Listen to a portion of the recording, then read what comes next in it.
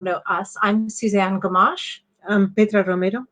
And we're here this evening to talk with you about rent to rent in the context of this current coronavirus crisis. But we're going to just wait a minute or two for some more people to come on before we actually begin.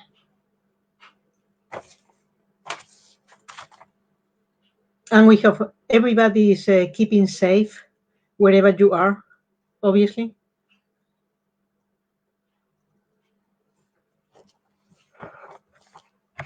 Hello. All right. We're starting to see more people logging in. That's fantastic. If you could just give us a few highs, hellos, so we know that you're there. Oh dear.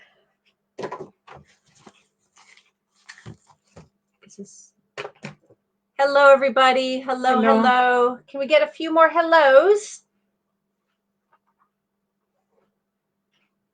Excellent. Hi.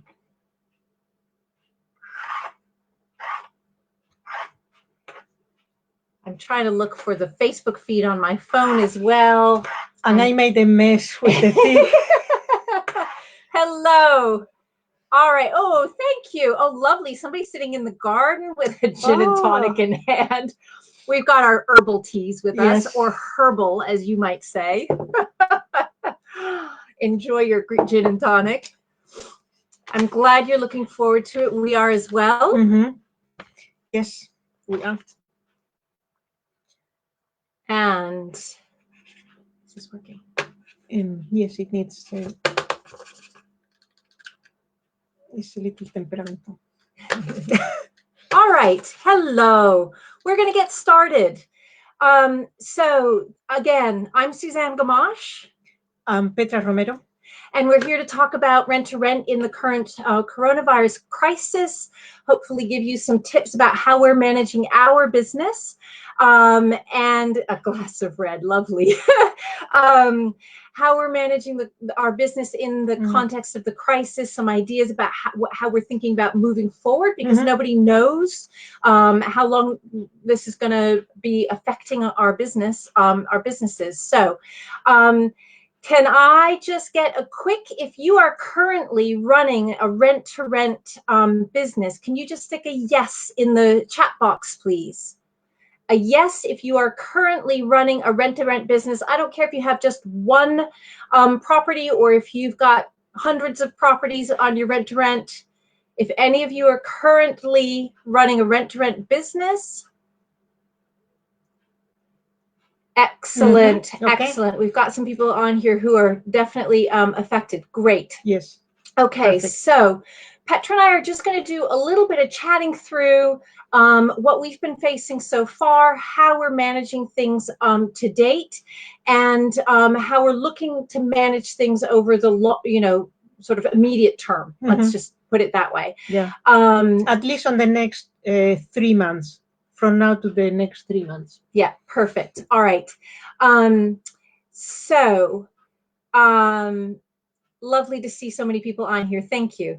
All right. So we're going to talk to you really about 3 different areas in our rent-to-rent portfolio. And we're just the key words for us during this time is to protect and support. Okay.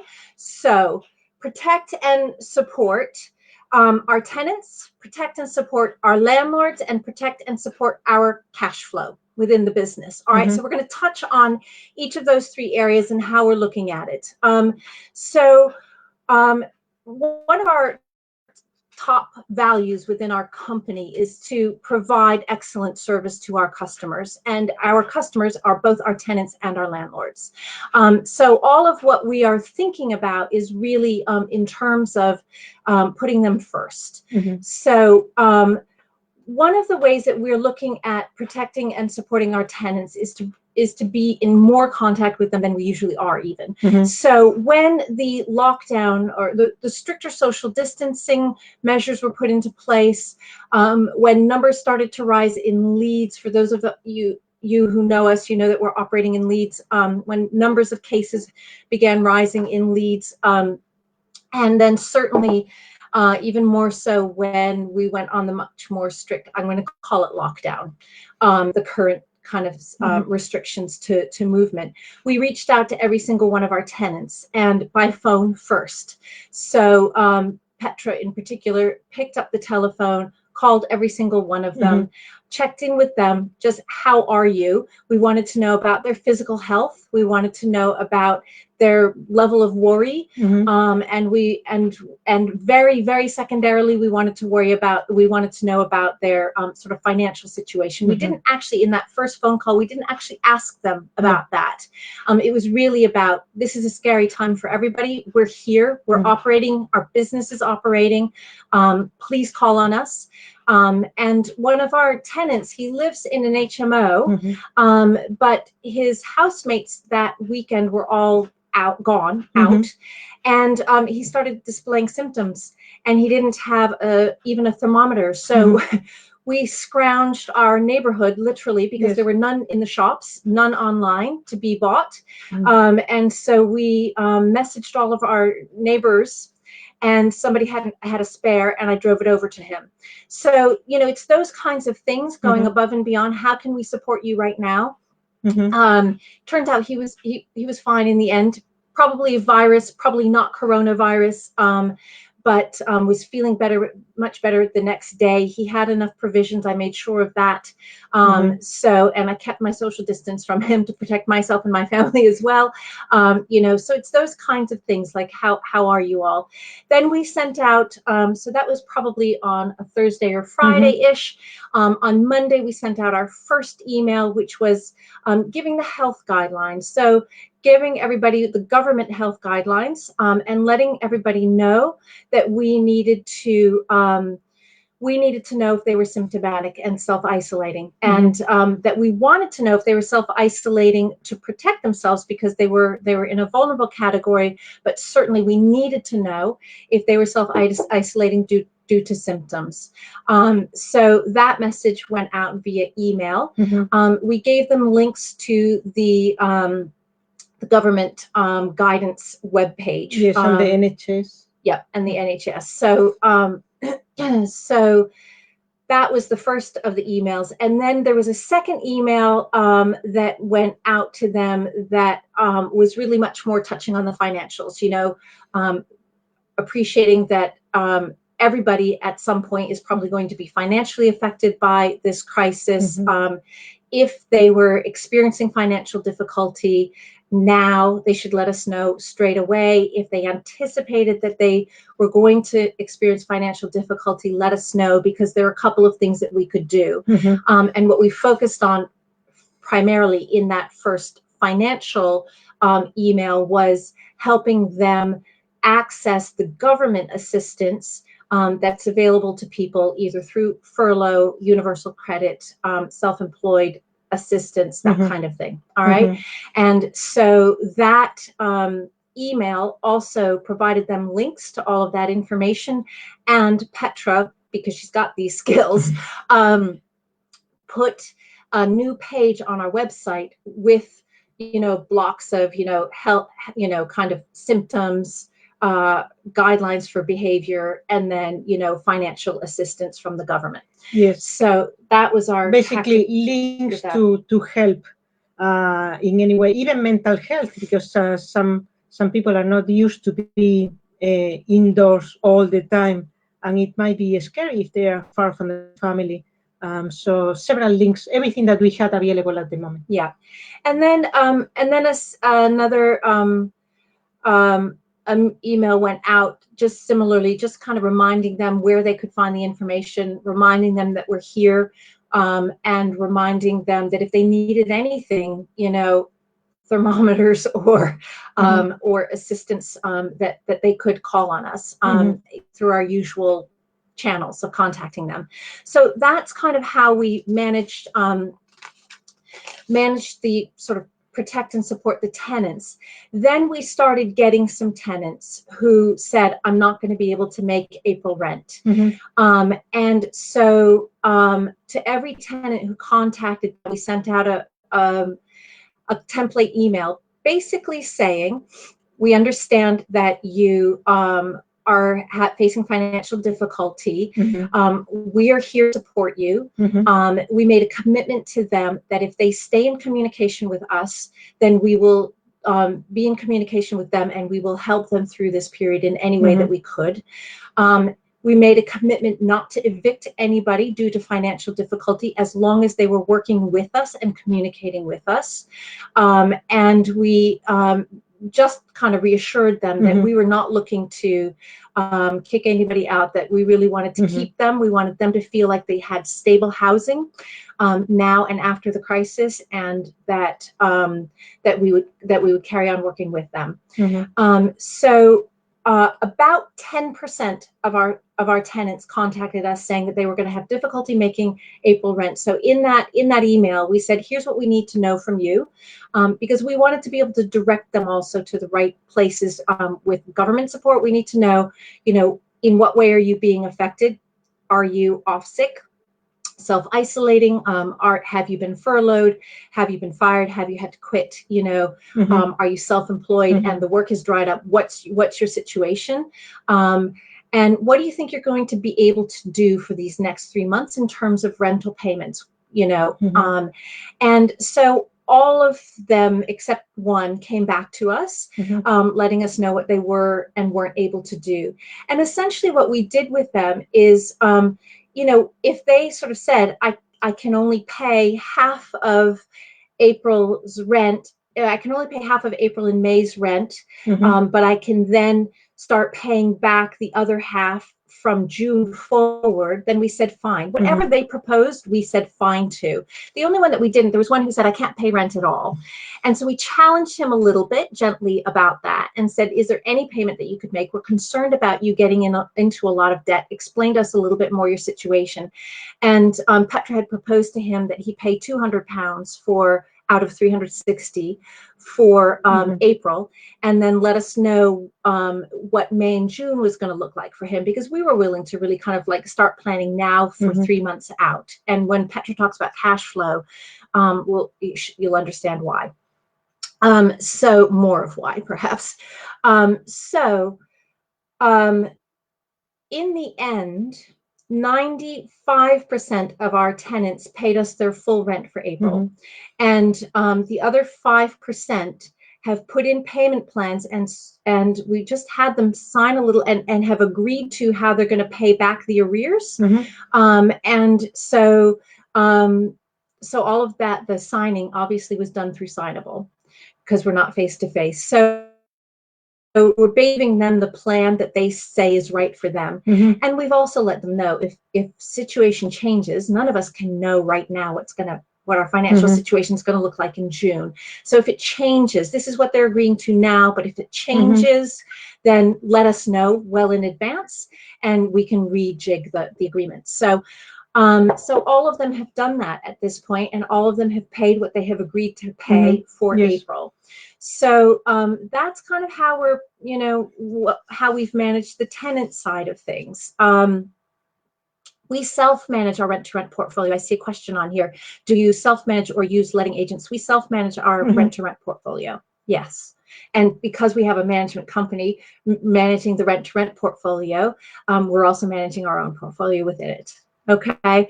So to our personal tenants, our tenants on our personal portfolio, we're giving them the same messages. They got the same emails. Yes. Okay. Exactly. So every tenant across, regardless of whether they were a rent-to-rent tenant or our own portfolio tenants, they got the same essential messages. All right.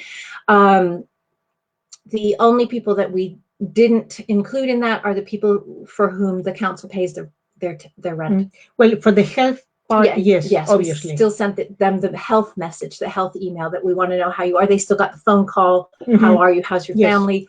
And we gave them the health information. So, but in terms of the financial stuff, we don't expect any change. That council will continue to pay their rent. Okay, so let's talk about landlords now. So supporting and protecting the landlords.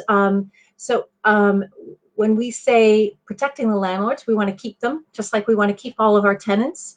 And when we say supporting them, we want to be really upfront with them about our communication. So around the same time that we contacted all of our tenants by phone, we also contacted all of our landlords by phone and said to them that we are making a commitment to them to respect and uphold our contractual agreements with them to pay them their guaranteed rent every month through the crisis. That it looked like we were going to be able to do that for April.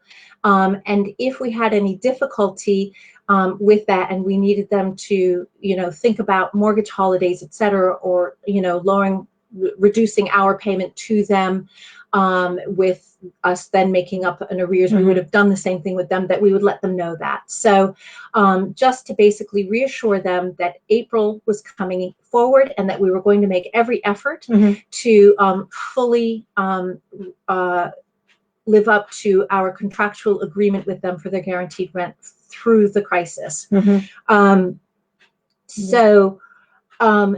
In this way, we sort of, because one of our top values in our business is to give excellent service to our landlords and our tenants, we have decided that the business will pay the bills and the landlords first and us second if there's anything left over. And that we will draw on government support for directors of companies and,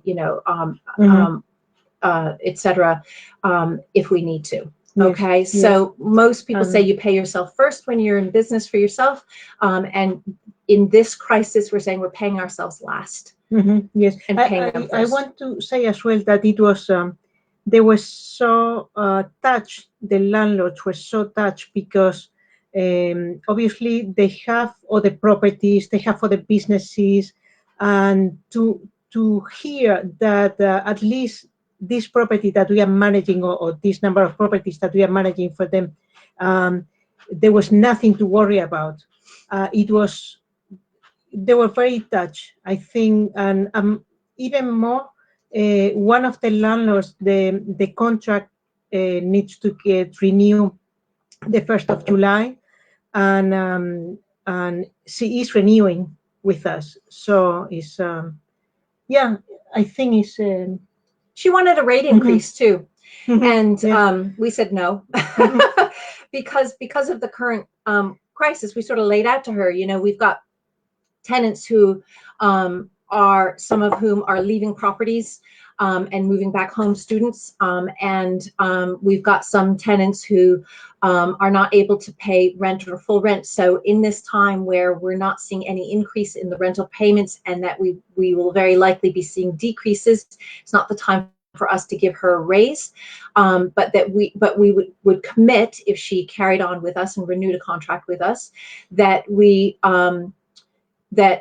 we would do annual rent reviews, and she was happy with that. So she gets it. She's not hiding under a rock somewhere. She knows what's going on. So I think that's kind of what we've planned with our landlords, and so that's supporting and protecting the landlords. We will maintain regular contact with them.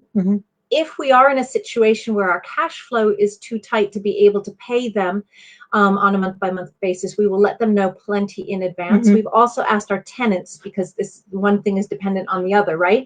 So landlords need to self-certify. If they're asking for a mortgage holiday, they need to self-certify that it's due to their tenants not being able to pay. So we've let the tenants know that if they're unable to pay a future month, they need to let us know that at least 2 weeks in advance. And that, we didn't tell them why we needed to know that, but that then gives us the opportunity to contact the landlord if we are going to be in trouble, that we can let the landlord know, listen, we're going to need to do this, and it might be time for you to contact your lender and ask for a mortgage holiday. We want at all costs to avoid that, because we think we will be in a really strong position. One, we just simply as part of our company values, we want to uphold our agreements with the landlords. But secondly, wouldn't it be wonderful if we're midway through this crisis or at the other end of that crisis, and we are able to get wonderful testimonials from the landlords, and we're able to kind of market on the basis that all of our landlords got paid 100% of what was due them, and what they expected to be paid through the crisis. That, I think, would be an incredible thing for us to be able to market in the future, you know. So that's part of why we're really committed to paying them before we pay us. All right, so I will pass it over to Petra for the cash flow now. Cash flow, super important. So I will say that one of the first things that we did when all this started, we obviously have a good view of our cash flow. But in this specific moment, we did a little bit more than usual. We created a specific Excel file to check the cash flow week by week. It's actually very easy to do. I'm happy to put a copy of the file that we are using for everybody else to use. So basically, you have in one area, you put every house and every room or every tenant, how much this person is paying at which point in time. And then you have another part where you have all your expenses at different times, right?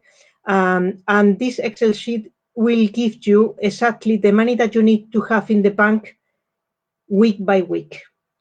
So as you are starting to put the income from this tenant, from this other tenant, everything will get calculated, and you know, for example, that by the 20th of April, you are a couple of £100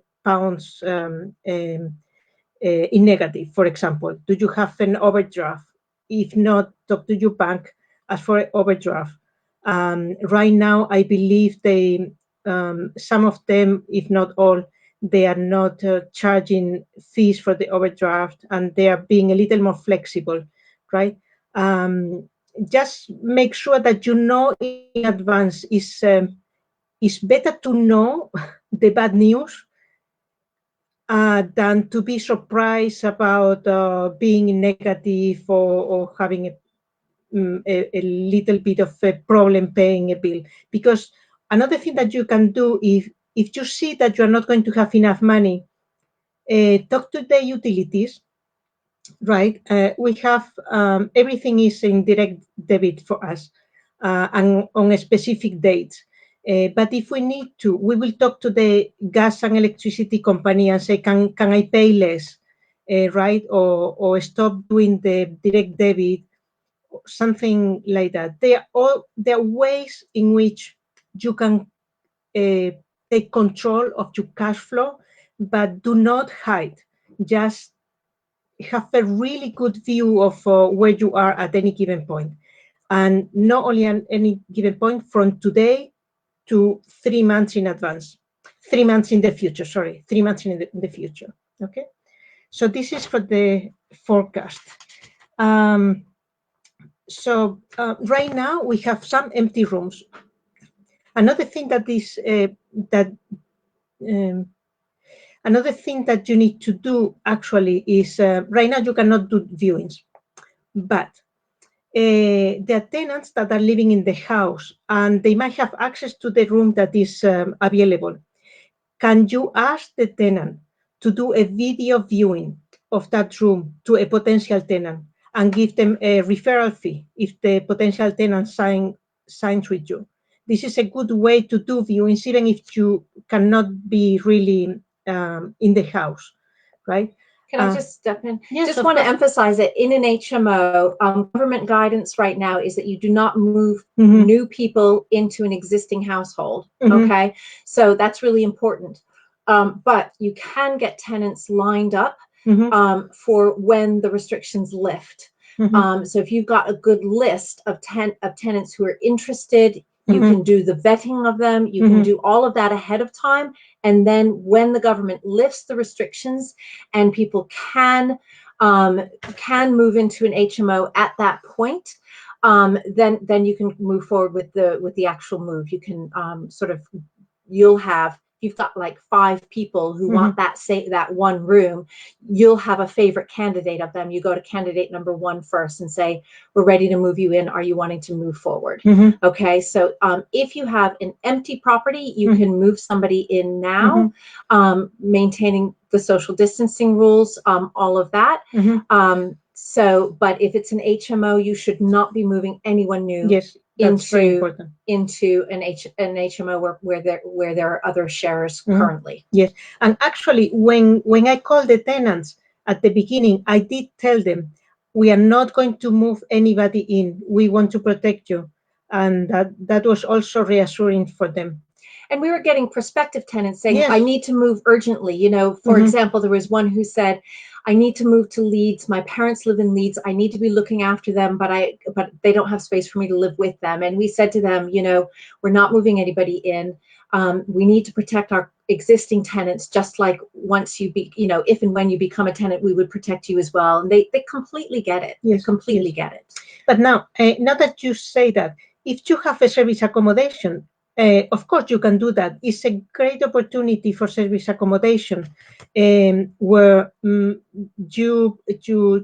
people that had booked before has canceled, and you have these flats available. They are the key worker that are being how did you say that? There's a lot of work right now for the hospitals, for the supermarkets, and all this. And all these people might need to live closer to the places where you have those flats. There are people, we are actually getting messages. We advertise in Facebook or Marketplace, and we are getting messages of people that are splitting up, and they want to move out right now. And so obviously we cannot put them in our HMOs, but if you have service accommodation, these people will be happy to be there for 2, 3, 4 weeks at the lower rate that you might have had previously, and then move them to another HMO, for example. What else? Just to come, I see there are questions popping up, and I promise you we will get to as many as we can in the order that they came up. But there's just a few other points that we want to touch on first. Right now, cash in your bank account is king. Okay, we teach on the rent-to-rent course that we build up a MO pot, a monthly operating expenses pot, and so. So we have a pot of money that was intended for maintenance and repairs issues over the course of the year, and covering voids and all of that. So we've got that pot. If you don't have it, you need to create it. If anybody owes you money, yesterday was the time to be chasing them for it. Now's the time to be chasing them for it. Obviously, within the businesses that can do that, that have cash flow. If it's tenants and they're in financial difficulty, then that's a different situation.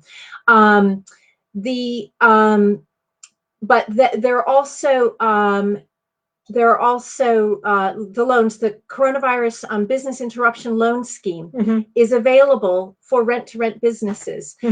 Get your application in if you haven't already. You can potentially borrow up to 25% of your annual turnover. The government pays the first 12 months of interest on that loan, and the government backs 80% of that loan. So we are in the process of the application for ourselves to get more cash into our bank. You need to be really thinking 12 to 18 months. We're hoping that we won't be 12 to 18 months before we can fill those empty rooms, but we may be, and we want the cash in the bank now, so that if we do need to kind of experience these voids for another year or more, that we're going to be able to kind of maintain the business and keep paying the landlords, keep paying the bills. things like council tax. The council tax offices, they are supposed to be giving people breaks on their council tax. We haven't gone that route yet. We haven't tested that ourselves yet, but that's something else that you can be thinking about. You want to be having as much cash in your bank as possible right now. So look at all of the possibilities. There are lots of government schemes to keep businesses afloat, to keep people afloat, and don't abuse the system. Do not abuse the system, but use it to the extent that it's legal and ethical, and use it to the extent that you need it. Okay, so yes, so that's I think that was another point. Petra, did you have any others before we open it up to questions? Yes, just because everything is very slow right now. This is the best time for you to be working on your marketing. The things that we are doing right now, we are learning a lot about marketing, changing our website, asking for testimonials to our old tenants, getting ready and making sure that we use this time in the best way possible, really. So that's all I have. Yeah. Okay. So I am going to start looking through the chats to get to the questions, hopefully in the order that they came in. And I answered that question about whether we self-manage or use letting agents. We self-manage. All right. Have you considered yet if there are / will be opportunities to grow your rent-to-rent portfolio as a result of the current crisis? And if so, what steps are you planning to take? Absolutely. Yes. There definitely will be, the further along we get into the crisis, and depending on how long this level of lockdown is occurring, there will definitely be opportunities in the future. There may be opportunities right now. We are actually in conversation with a landlord right now. So given the restrictions about being able to move new people into an HMO is our model. That's why we keep referring to it. But I'll talk about corporate let if it's a family that you're moving in. If it's an empty property, corporate let. SA, if it's an empty property, you can move new people in, okay? If it's an HMO, then you can't move anybody in. But like we said, you can start lining up tenants, but you can also start lining up landlords. Now, with this landlord, we are going to take over the management very soon, but we've negotiated a contract and an agreement that is like phase 1 during this crisis when we can't move new people in. Now, this property that he's handing over to us that we're negotiating now has some tenants in it already. It has three of a possible 6 tenants. So we're obviously not going to be able to give him a full guaranteed rent on that because we're not taking in enough. We're not going to take on silly risk, right? But we've negotiated an agreement with him about how we manage the phase 1 and then what the phase 2 will look like. We're also giving him lots and lots and lots of value with the proposal that we're giving him because he won't be earning as much money. So it's things like he's got issues to sort out with the council, and we will help him with that. He's got a prepaid meter, for example. Exactly. Prepaid meters, we will help him get, the meters changed over. He doesn't have a current EPC, a valid current EPC. We'll help him get, he doesn't. He has a valid EPC for the HMO. He doesn't have one for the flat downstairs. And but he's done renovations since the previous EPC, so it needs renewing anyway. We will help him sort it. You see what I mean? So we're offering to do all of that for him during this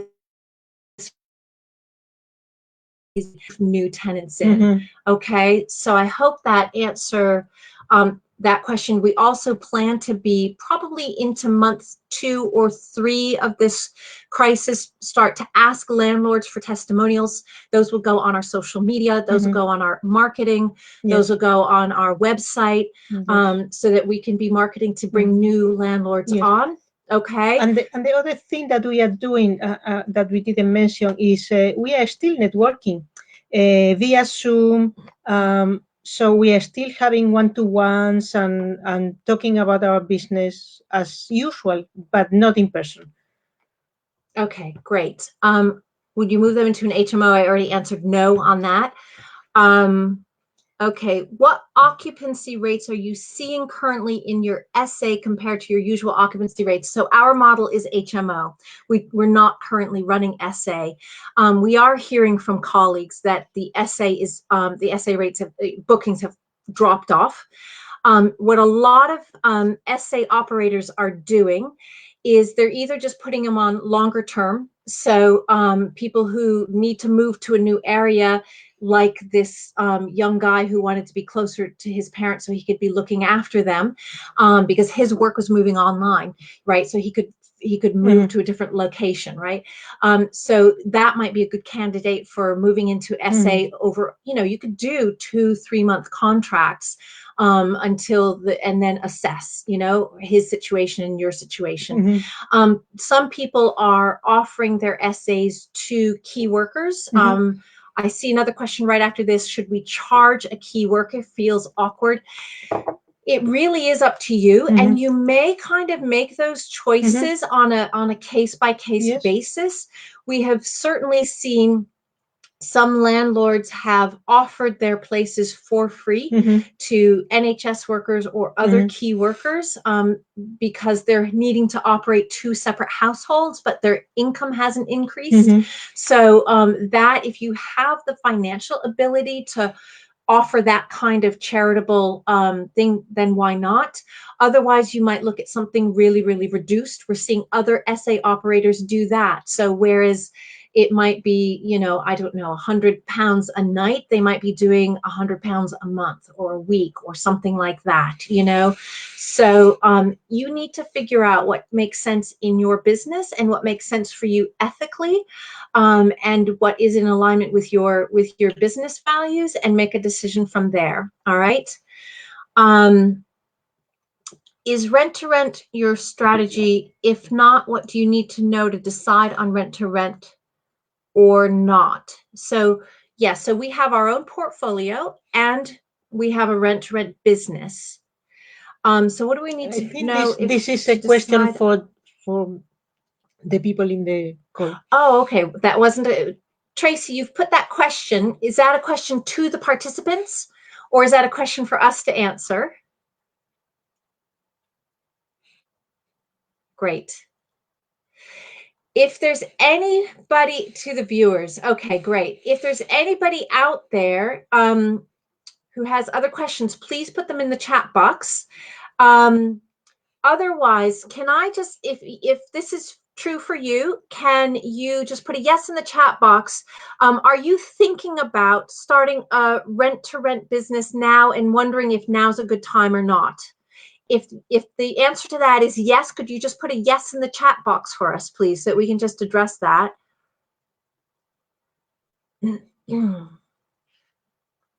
If you are thinking about starting a new rent-to-rent business and are wondering if now is a good time to do that, just put a yes in the chat box. And if not, are there any other questions? Okay, yes. Okay. So what I would say, so the person who said yes, that they're thinking about starting, okay, here it is. All right, great. Several yeses coming in. Have you chosen your strategy within rent-to-rent yet? Are you looking at doing rent to HMO, rent to SA, or rent to corporate let? I'm thinking about it. Yes, I tried a few months ago, but the landlord felt he wasn't getting enough value. Go back to that landlord, whoever wrote, I tried it a few months ago, but the landlord felt he wasn't getting enough value. Go back to that landlord. Maybe now, maybe in May, because he may be feeling some pain. If there were voids pre-lockdown, and or if his tenants are asking for rent holidays, or have moved out if they were students, for example, then you may find that he may see more value now. Yes. The other thing is actually, you touched that before, many of the students are going home. And so the student accommodation are being empty. Whether or not the landlord can get the money from the students or not is, we don't know. But if the landlord cannot get the money, it's a good opportunity to change to professionals, to do some renovation in the house, to propose things, be creative. Those houses, there are tenants that are looking for properties right now. So be creative and propose other things to the landlords. Okay. For those of you, I see some more questions coming in, but I just want to go back to the people who answered yes, they're thinking about maybe starting rent to rent business now. If you are looking to rent to social housing is fine if that's for family housing.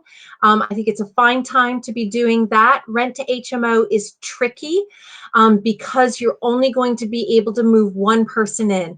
But what you can do is get landlords on board. So you can, if the business is new to you, get all of your back office stuff, get your in order, get your marketing going, right? And so start with 2 marketing campaigns, online, offline. So that could be letter campaigns, that could be just building visibility on social media, that could be responding to ads on Rightmove, Spare Room, Zoopla, those sorts of things, reaching out to tenants landlords that way. You can start lining landlords up and start having the conversations with them now about what you're offering and how that's a better model for them, especially in a time of crisis like now, than a typical lettings model if tenants aren't paying.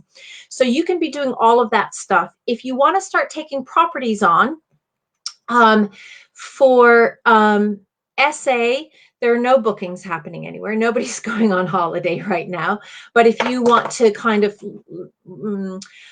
offer a phase 1 lower guaranteed rent to the landlord and then offer it to, an individual person, the property to an individual person or a family that's needing to move initially, and then do your kind of holiday lets or contractors, etc., then you can do that. And as we described earlier with HMOs, if you're taking over an HMO that already is up and running and has some tenants in it, then you can absolutely take over, but it might be a phase 1, payments are going to look like this, and phase 2, once I'm able to move more tenants in, it's going to look like that, So those are the sorts of things that you can be looking at. So how do I add value in your proposal? The way that you add value is primarily in knowing what the landlord's pain points are. Okay, so you can go back and have the conversation with the landlord. I think this is coming in from the same person who said that they tried with somebody and the landlord said that they didn't have enough value. You need to know what the landlord's pain points are then and now. So go back and have a conversation with the landlord. Are they experiencing any new pain? Do they have worries about the future with the coronavirus crisis? And then you will directly show them how your proposal will be something that is of greater value than what they're getting right now, right? So a guaranteed rent. Yes, so let me see. Okay, completely new to rent. Aside from the current crisis, could you give a basic idea of how to qualify an area for a no-go on the course? Sorry. How to give a basic idea of how to qualify an area for rent to rent, as I'm using this time personally to go back to basics and look at what strategies in my local area could work. Okay, I really do think you need to go on the course for this. We spent half a day on qualifying an area and a property. So just to give you a few quick pointers, just not to frustrate you too much. First of all, you have to decide what strategy you're going to use. Okay, it's always with everything in property, it's strategy. Strategy drives the area, and area drives the type of and the strategy plus the area drives the type of property. Okay, so are you doing rent to social housing, rent to corporate let, those two things might be sort of seen as the same, that contractually they're the same. Rent to HMO or rent to SA. You have to decide that first. And then you will figure out what kinds of areas support social housing or other types of corporate let, what type of areas support HMOs, and what types of areas support serviced accommodation. And then you will start digging into those areas and looking at what types of properties are available on the rental market and what's appropriate. Okay, so if you're doing social housing, it depends whether you're doing that through a council or through a charity. And you'll need to have conversations with them about what they're looking for. Are they looking for primarily 1 and 2 bed family homes, or are they looking for HMOs? Are they looking for bigger family homes? You need to understand what they're looking for so that you can then go out and look for those types of properties in those areas. You have to ask them about the areas as well. You know, do they have more demand in particular areas within your, you know, so within Leeds, we've had conversations with charities about, do you have particular demand? And they can specify, you know, we're happy to take things anywhere, they tell us, in Leeds, but here are the areas that we've got specific unmet requests for. Okay, and that gives you an idea of where you can go for those sorts of things. What else was I saying? Right. So then for HMOs, you're looking for 3 bed, 2 reception or bigger properties, you know. So you're going to want to be able to get a minimum of 4 people in comfortably, if not up to 6. Okay, we sort of, our model, we do have a couple of 3-bedders, but that's because the location is such that the rents are higher, and it works. But to get enough of a margin on your rent to rent, you really are looking to house 4 to 6 people in an HMO model. Okay, I hope that helps answer your question a bit on that. If it doesn't give you enough information, reach out to us on Facebook, but maybe get yourself booked into the next rent to rent course, which is in July. Okay. I think that's all. Let's see. And I think it's great that you're looking to use this time to kind of like go back to basics and look at what strategies your local area could work. Okay. And like in Leeds, there are parts of Leeds where HMOs work really well. That's different to the areas in Leeds where social housing works really well. That's different to the areas in Leeds in which, you know, family housing works well. Okay. There's a question. There's a question here. Which software do you use to self-managing your letting portfolio? We use Arthur Online. It's really good. It's a paid service. We started with Trello. And then when we built up enough that Trello became too cumbersome and we had the cash flow to be able to afford a paid service, we went to Arthur Online, and they're incredible. It's really good. You can do all of they have an app that tenants can download. Your service people, your tradespeople, your electricians, etc., can also download. You can do all your communications through the app. You can invoice. It connects with Zero. Advertising Facebook Marketplace for your empty this rooms. week. Yeah, that's a brand new feature they've just added on. They're going to do the same for Rightmove. You know, they're constantly adding value onto their package. So that's what we're using. A recommendation on the length of the contract, 3 or 5 years. 5 years. As much as we can, 5 years. Yeah. Yeah, we typically go for 5 years. When we started, we used to say 3 to 5 years. And so the landlords automatically sort of heard the 3 years and went for the lower number. So then we got smart and said, we typically have contracts for 5 years. And then that leaves them room to say, can we actually do shorter? And we say, why do you want to do shorter? And they tell us why. And we say, well, we'll run the numbers and we'll get back to you. And then we figure out whether we can and are happy doing the 3 years instead of the 5 years. We've done one even as short as 18 months, and it worked well for us. Okay, but I think we missed some. I think we missed a question up here. Okay, currently I'm in buy-to-lets, but considering SA as it lends itself to my skills as I was in hospitality for 15 years. Yes, excellent skill set matching. Whether you do SA as your own purchases or as rent to rent, you can get that up and running much quicker and get your systems and processes in place. And then when you're able to buy properties appropriate for SA, I say, yeah, do it. Do it. Okay, great. Maps, great help. Thanks. You're welcome. Thank you. All the best to you too for the remainder of lockdown. Length of contract. Love Trello for my offer chase up system. Yeah, Trello is great for a lot of things. We're also we moved off of Trello onto Asana.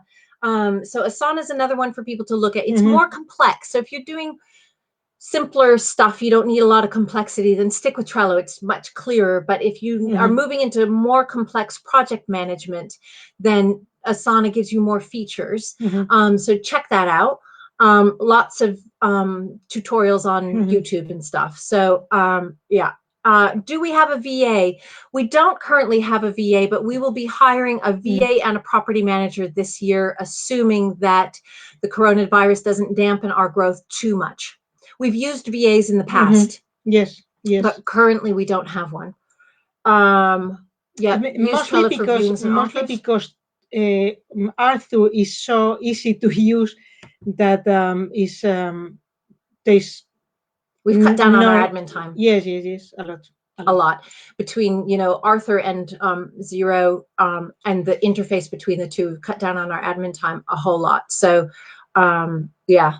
Another question, does contract length depend on how much refurb you need to do as well? Yes, it depends on upfront costs. That's exactly the big key thing that it depends on, the contract length depends on, is the upfront costs. Yep, exactly. We want to make sure that we're getting a good return on that money that we have to put in upfront and getting a good profit as well. Okay.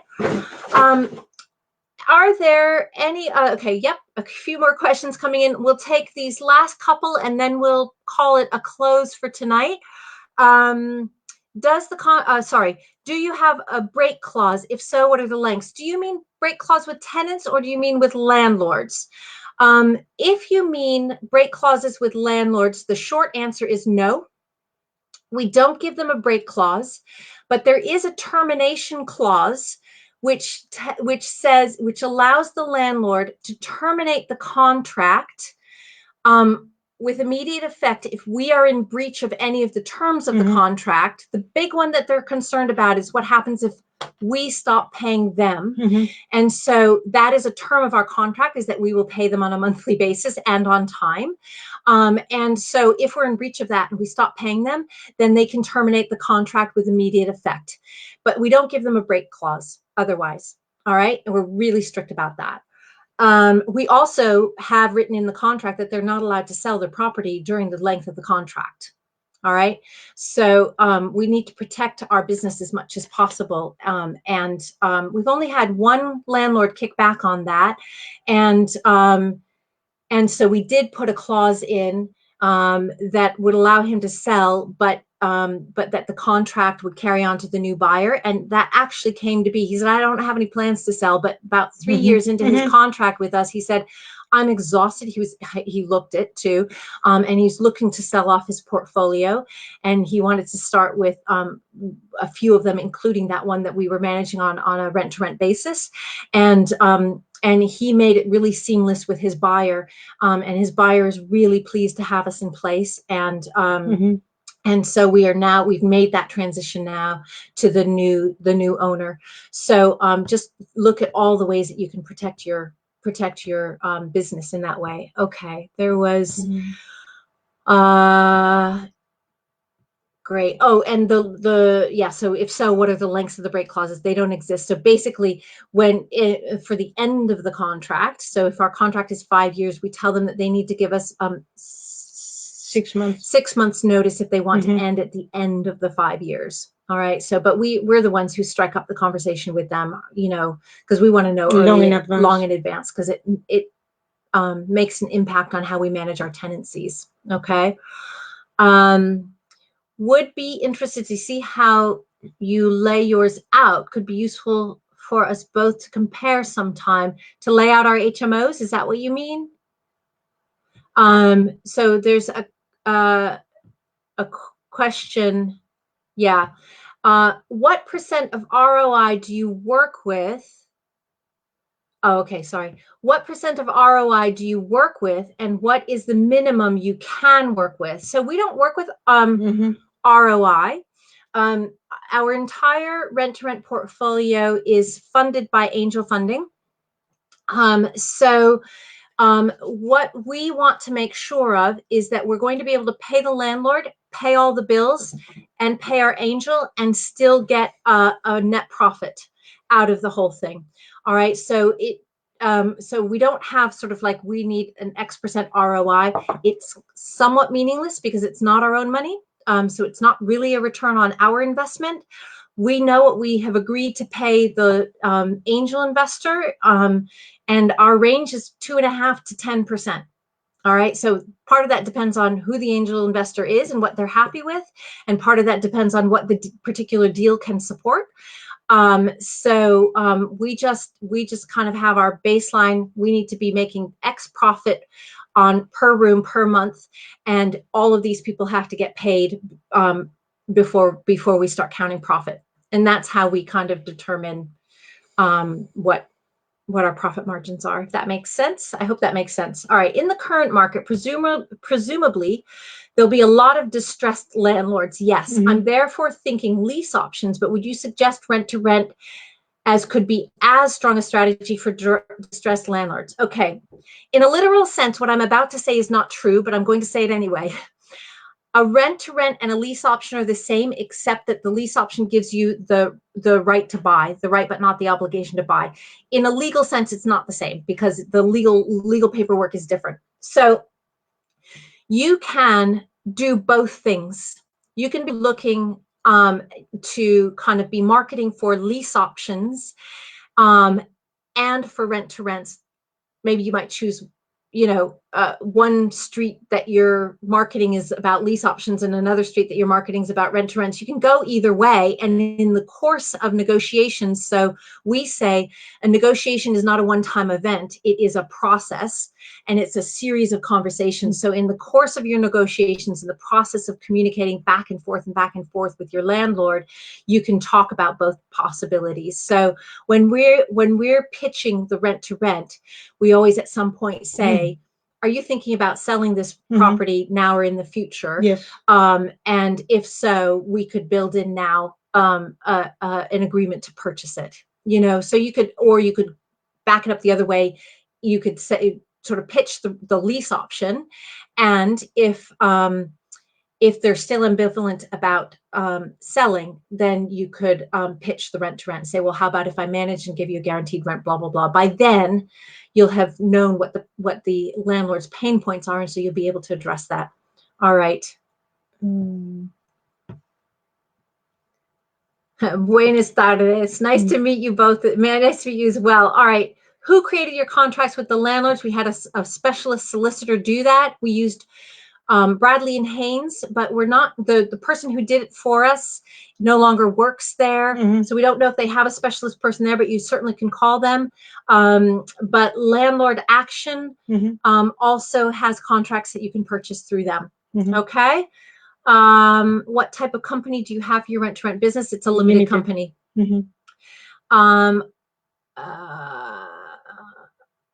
All right, good. I think that's it. Yes. We will end there. Again, I'm Suzanne Gamache. This is Petra Romero Miranda. Feel free to reach out to us on Facebook, Facebook is probably the best way. We're happy to help support you in any way we can. And as you'll see on the bottom of your screen tomorrow, you will be hearing from Chris and Arden on a live. Thank you so much for your active participation. We hope that this has been helpful for you. We wish you all the best in health and wealth through this crisis. And we look forward to seeing you in person on the other side. Yes, and thank you very much, Tracy, for all the management on the background. Thank you. All right. Thank you so much. Have a good night, everybody. Bye. Bye-bye.